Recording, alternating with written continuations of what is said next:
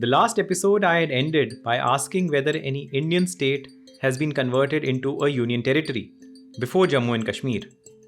The answer is the state of Delhi, which was a state till 1956, then a union territory, and then in 1992 became partially a state and partially a union territory, with status it retains even today.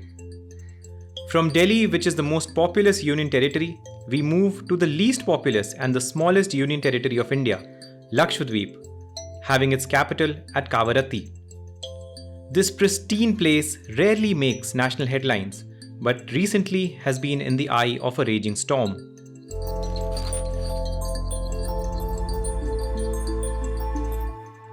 Lakshadweep, which means 1,00,000 islands, is located in the Arabian Sea.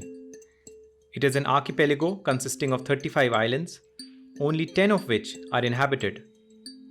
They fall in the same chain of islands as the Maldives, making them both geographically quite similar, having pristine beaches and surrounded by delicate coral reefs.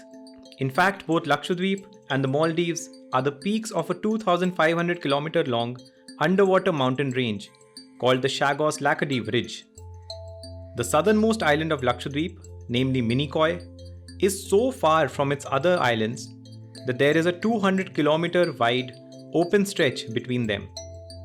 This is the 9-degree channel. A channel is a broad, open waterway between two land masses, deep enough for large ships to pass.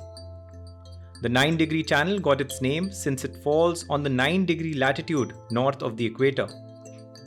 This channel is of immense strategic and commercial importance, as nearly all merchant ships between Europe, Africa, and West Asia on this side, and Southeast Asia and the Far East on the other side, pass through this 200 km wide channel.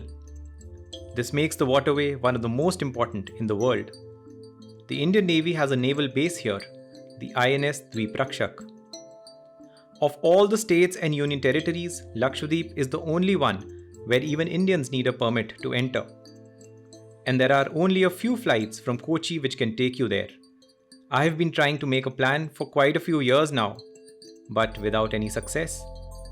This conservative policy and limited tourist influx has helped Lakshadweep retain its natural beauty, especially when compared to some other beautiful places in India. Despite that, in 2017, due to climate change and coastal erosion, Lakshadweep lost one of its 36 islands, Parali 1. There's also the constant threat of cyclones in the Arabian Sea, which have severely affected the islands over the years. And now, Lakshadweep finds itself in the middle of a new legal storm. There are 4 new laws floated in the Union Territory, giving sweeping powers to the government to take away land, or even to arrest a person without making it public. A third law makes it illegal to slaughter cows, bulls, or bullocks on the islands.